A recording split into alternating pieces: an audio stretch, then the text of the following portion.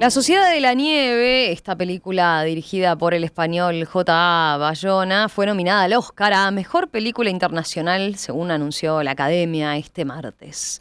El drama, presentado por España, narra lo que ustedes saben, la odisea que vivió este equipo de rugby uruguayo cuando el avión en el que viajaba se estrelló en la cordillera andina en 1972. ¿Con qué otras películas deberá, por ejemplo, competir? Bueno, entre otras, Yo Capitán de Italia, Zona de Interés de Reino Unido, Perfect Days de Japón y otro film de Alemania. ¿Cuánto hemos hablado de la Sociedad de la Nieve? Qué fenómeno, ¿no? ¿Así sí lo podemos describir?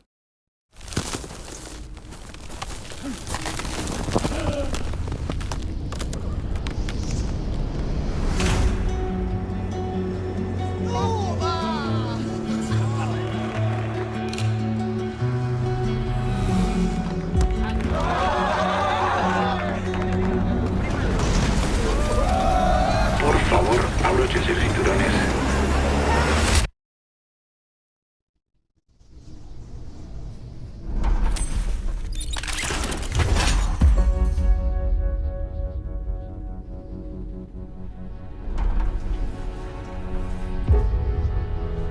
¿Sabemos dónde estamos?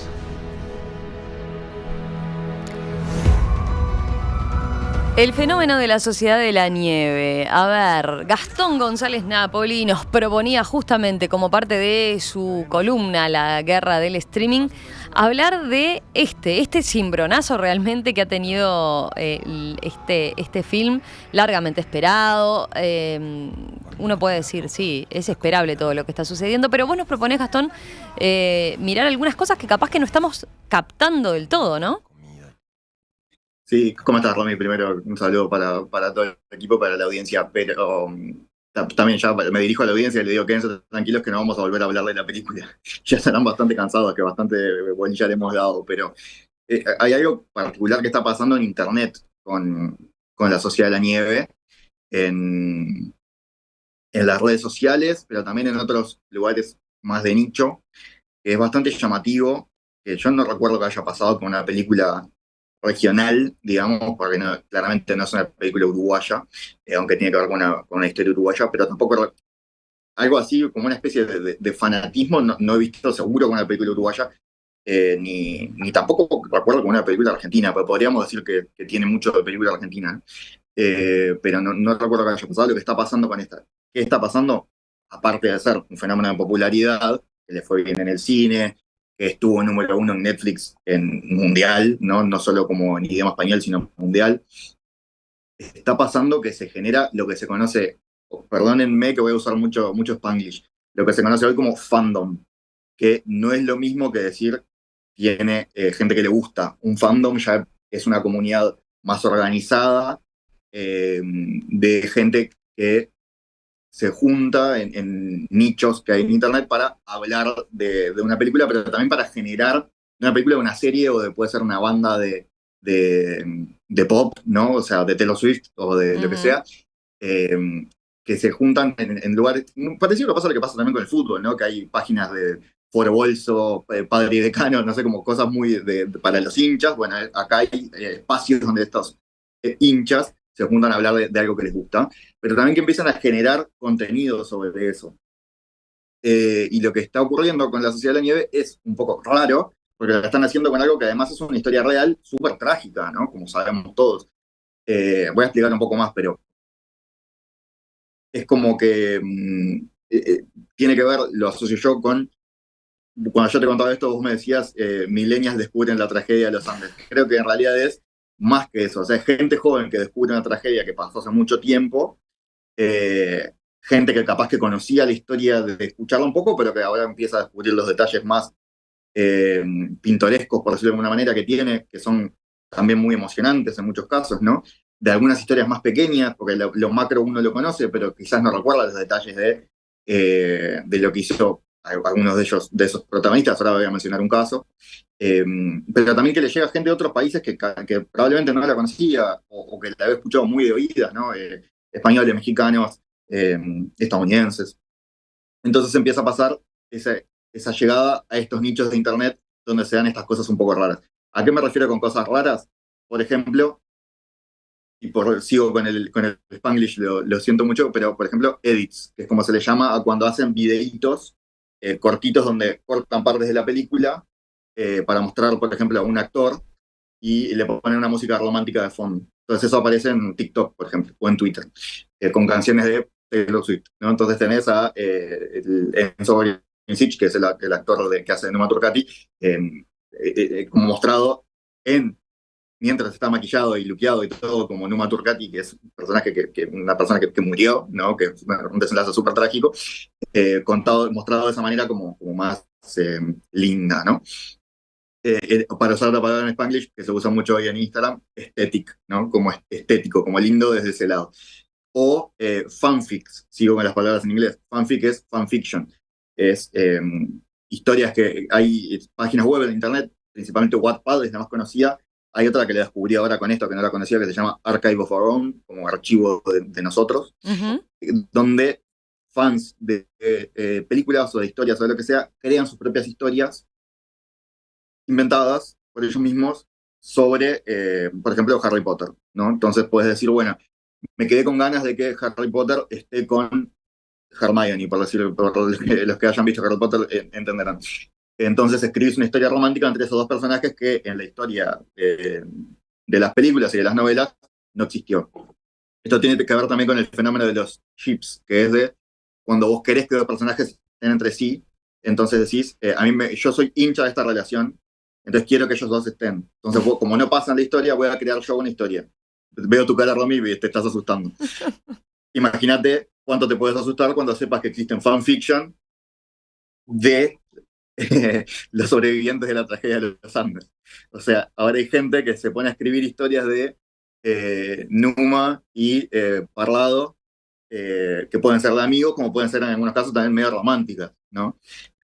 Tanto de las personas reales como de los actores, porque pasó que como el cast de actores, el elenco de actores es todo joven, eh, que se hicieron también famosos todos y algunos como se volvieron también como, sobre todo el caso de Enzo, se volvió como muy, como el novio de internet, podríamos decir, o sea, como que se recontra popularizó él y la gente lo empezó a seguir en redes y demás y empezaron a reflotar otras apariciones de él en otros cortos y cosas y demás. Eh, pero además pasó que como varios son jóvenes, tienen redes sociales y contaban historias de rodaje y cómo se Sí. habían hecho amigos entre ellos. Y entonces también empezaron a aparecer fanfiction de los actores, ¿no? Como en el rodaje, este actor está con este otro, ¿no? Les estoy abriendo una ventana a una cultura de Internet que es ya profundamente Internet, pero, pero que en este caso llama el doblemente la atención porque es con una historia trágica y real, ¿no? Entonces, imagínate la cara que puede poner Fernando Parrado cuando se entere, Mirá, si se entera, de que hay gente que está escribiendo este tipo de cosas, ¿no? acá tengo un mensaje de Elena que dice, es la banalización propia de la generación Z, dice. Y pone, por ejemplo, hay un tuit de una captura de pantalla donde una fan le escribe a Carlitos Páez, donde le dice que es Sí, lo su vi hoy. sobreviviente favorito, ¿no? Y nos manda la captura.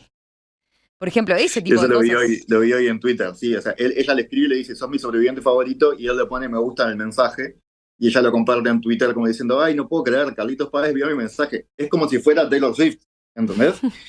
Están convirtiendo en un fenómeno pop a esta tragedia. Es muy raro. Yo no recuerdo, perdón, hay casos parecidos con las historias de asesinos en serie, Ujú. cuando se dice ahí como pasó el año pasado con la serie de Jeffrey Dahmer, un asesino espantoso, un caso horrible, que había quienes decían, che, le están como romantizando o haciendo lindo y atractivo a este personaje, a este hombre muy real, ¿no? Y este monstruo de la vida real, y ahora hay gente que se disfraza de Jeffrey Dahmer para Halloween eh, o seguramente existan fanfiction de Jeffrey Dahmer, entonces como convertirlo en fenómeno pop a cosas horribles, capaz que no es la primera vez que pasa, pero sí la primera vez que nos pasa a nosotros, que lo podemos ver de cerca y Claro. decir, ¿Qué está pasando? choquearse con eso, claro. También en Twitter se volvió muy popular uno de los actores, que es Juan Caruso, que hace de Álvaro Mancino, que no es uno de los personajes que más aparezca en la película, eh, pero sí era el actor tuitero, o sea, él ya era medio conocidito en Twitter y se viralizó muchísimo al ser él el que empezó a compartir cosas de los rodajes, él también lleva a que otros actores se sumen y aparezcan porque no tenían cuenta y demás, como que se asociados con él los promueve, y ahí han ido apareciendo. Y claro, se están convirtiendo como en estrellas de internet, no solo del cine y demás, como seguramente vinculado con esto que te digo, que ya es gente, Juani creo que tiene 24, o sea, gente ya criada en el mundo de las redes sociales. ¿Crees que tiene Porque que ver Enzo con eso, último es un poco con más el grande. fenómeno, o sea, más allá de la historia, tiene que ver con que hay jóvenes de por medio como protagonistas? Porque los actores son todos jóvenes, ¿no? Claro, yo entiendo que ellos también lo retroalimentan. No digo lo más raro de esto de los fanfiction, pero sí el hecho de que se hable mucho de la película, que se genere como una cosa así medio de amigos entre ellos, que se compartan todo el tiempo fotos y detrás de escenas.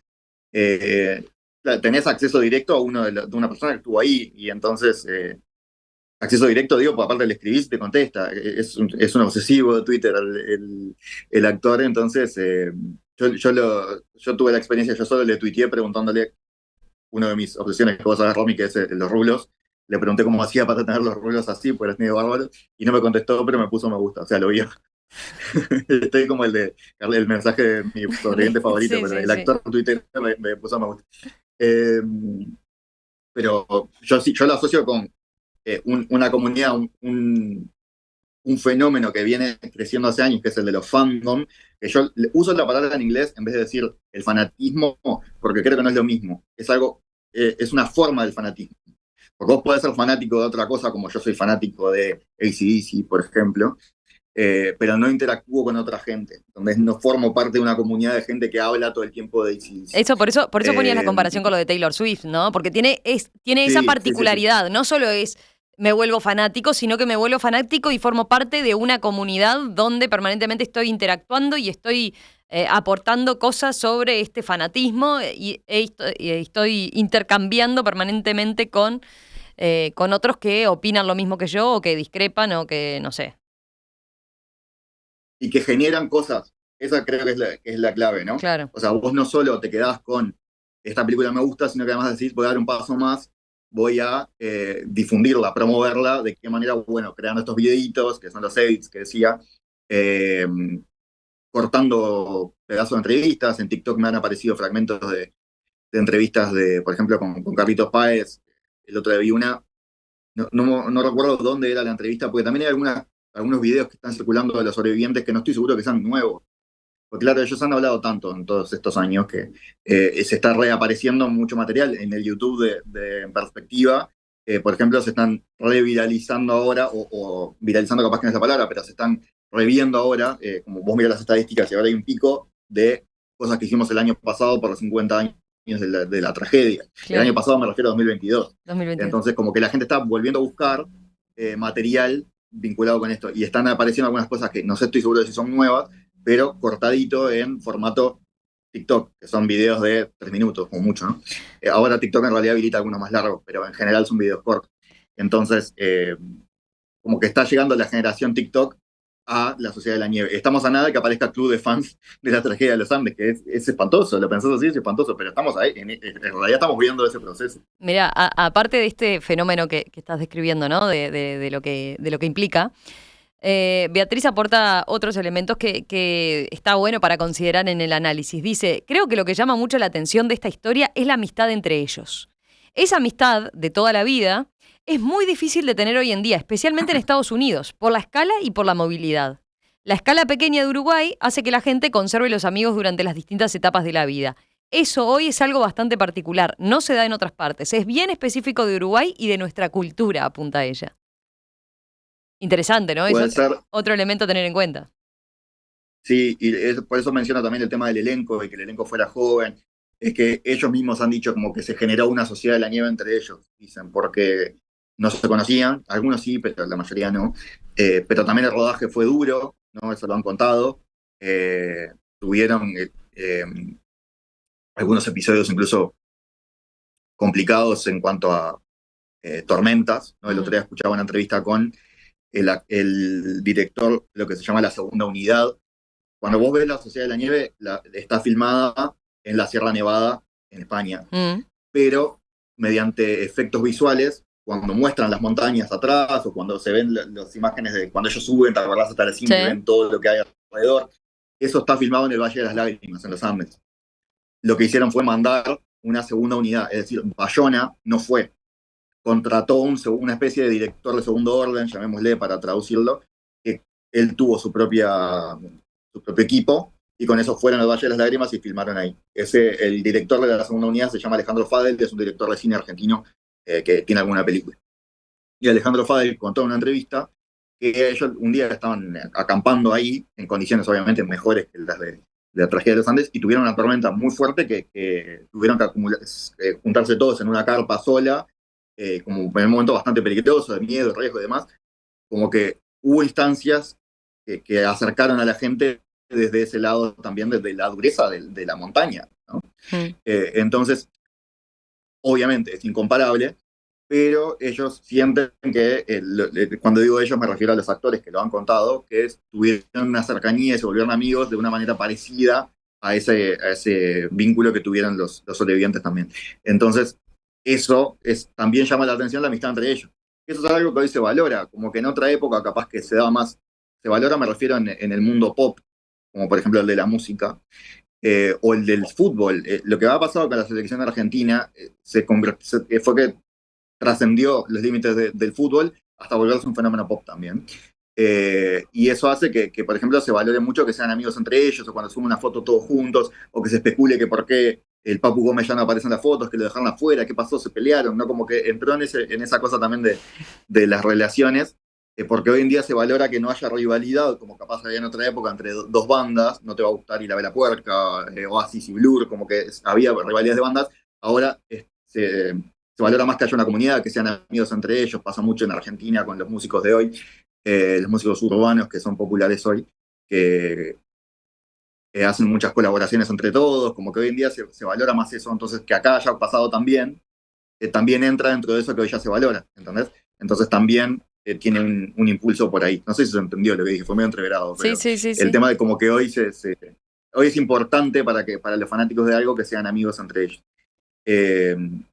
Igual creo que lo más llamativo, lo que a mí más me llama la atención de todo es el fenómeno de Enzo Bobrinchik. O sea, no sé hace cuánto no pasaba con un actor uruguayo que lograra ese nivel de visibilidad a nivel regional, pero también internacional. El otro día estaba en París en una muestra, en un desfile, y estaba él en primera fila sentado, como que la verdad, ojalá que le sirva a él de trampolín para llegar a una carrera internacional, ¿no? Estaba mirando, por ejemplo, ¿no? Otras de las betas que tiene esto. El otro día uno de los diarios acá a nivel local hacía una crónica con, bueno, cómo se había incrementado el interés para ir hasta la cordillera a ver justamente los restos del fuselaje, ¿no?